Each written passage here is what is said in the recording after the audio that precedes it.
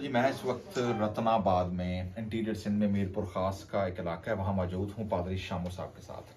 पादरी शामू साहब जो हैं ये ना सिर्फ शायर हैं बल्कि ये गीत निगार भी हैं और ये लिंग्विस्टिक हैं और ये इनका ताल्लुक जो है वो कच्छी जो गुजराती हैं उनसे इनका ताल्लुक है इंटीरियर सिंध में। पादरी साहब थोड़ा सा अपने बारे में बताइएगा कि आपकी खिदमत यहाँ पर क्या है और यहाँ पर जो डायसिस का मिशन आउटरीच है वो क्या है। फिर मैं जो आपने मेरे हाथ में किताब देखी है कीर्तन सागर, फिर मैं इस पर बात करूंगा थोड़ा सा।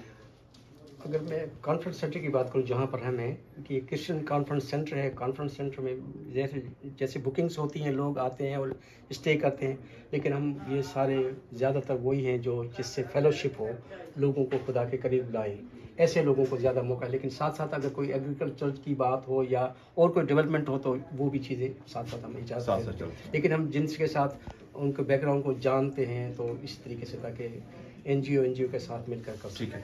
दूसरा ये ऑडियो विजुअल सेंटर है। ऑडियो विजुअल सेंटर में हम लोग ज़्यादातर एवेंजलिस्टिक वर्क डायसिस के साथ मिलकर हम कर रहे हैं। ठीक है। सो जी यहाँ पर ये जो काम हुआ है, ये मेरे हाथ में किताब है, कीर्तन सागर इसका नाम है और इसमें तकरीबन 8 ज़बानों पे गीत हैं।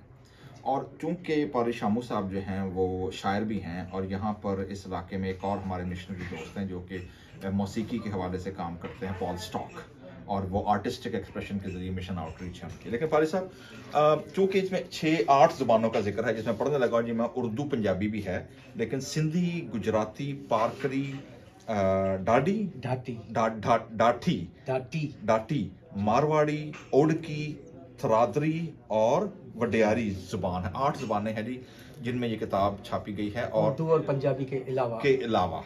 ठीक है जी। अच्छा पादरी साहब, चूंकि आप बता रहे थे कि आप मार्जिनलाइज से मार्जिनस पर हैं, वो कैसे? जैसे क्योंकि मुस्लिम मुल्क है तो हम एक दफ़ा माइनॉरिटी में उनके साथ चले जाते हैं। ठीक है। दूसरा मौका अगर हम क्रिश्चियन हैं तो क्रिश्चियनों में जो पंजाबी है वो मेजॉरिटी में आते हैं, हम दोबारा से माइनॉरिटी।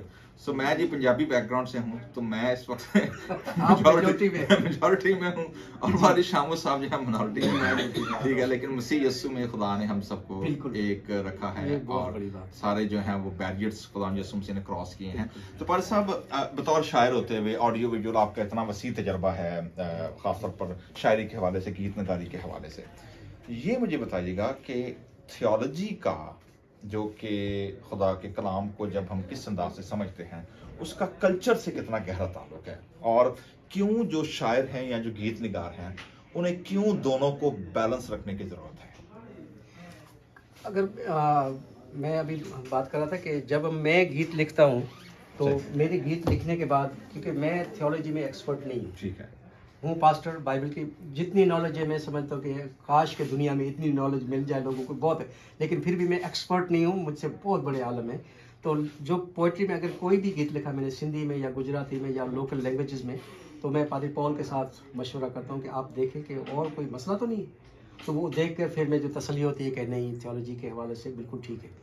लेकिन पॉल भी लिखते हैं गीत, उन्होंने भी लिखे हैं, उर्दू में, गुजराती में भी लिखे हैं, सिंधी में भी लिखे हैं, और फिर अपने कल्चर के लिए तो ज़्यादा ज़रूरी नहीं, लेकिन लोकल लैंग्वेजेस में जब भी लिखते हैं वो मुझसे आकर मशवरा करते हैं कि कोई लोकल एरिया के मुताबिक कोई गलतफहमी तो नहीं होती इससे पैदा, और इसको ख़ास देखा जाता है। क्योंकि बहुत दफ़ा ऐसा होता है कि शायद वो समझ रहे हैं कि ये बिल्कुल ठीक है ज़ुबान, मैं कहता हूँ नहीं भाई, ये इस तरह से बहुत बड़ा मसला बन जाएगा, ये मजाक बन जाएगा।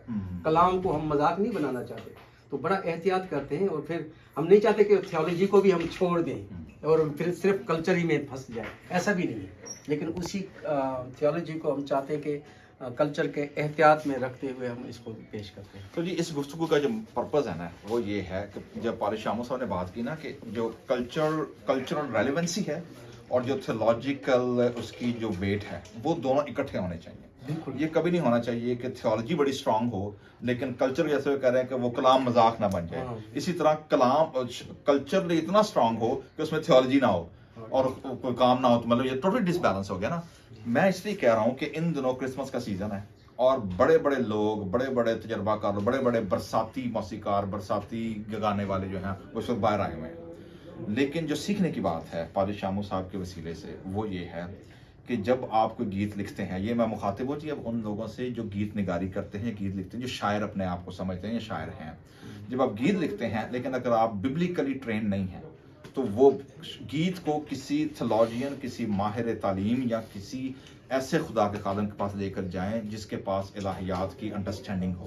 اسی طرح وہ پادری صاحبان یا وہ منسٹری کے لوگ جن کو گیت لکھنے کا یا گیت بنانے کا کرنے کا شوق ہے لیکن آپ کو کلچر کا نہیں پتا، تو آپ نے کس کلچر میں، آپ Punjabi culture, Urdu culture, Hindi culture, Marwari, دیسی، کسی بھی کلچر میں آپ کام کر رہے ہیں تو اس کو کلچرل ریلیونسی جو بڑی ضروری ہے. تو یہ وہ کولیبوریشن ہے جو مشن کے کام میں آگے بڑھتا ہے کہ خدا کا کلام جس بھی کلچر میں موجود ہو اس کی کلچرل ریلیونسی ضرور ہونی چاہیے. تو آپ چاہے پنجابی میں گیت گائیں، چاہے اردو میں گائیں، چاہے انگلش میں گائیں، چاہے آپ کسی بھی زبان میں گائیں، لیکن ان دونوں کا جو توازن ہے، ان دونوں کا جو بیلنس ہے وہ برقرار رہنا چاہیے. خدا آپ کو برکت دے. Thank you. تھینک یو کہ آپ سے میں نے بات نہیں ایک سیکھی ہے. ٹھیک ہے نا؟ چلیں، تھینک یو.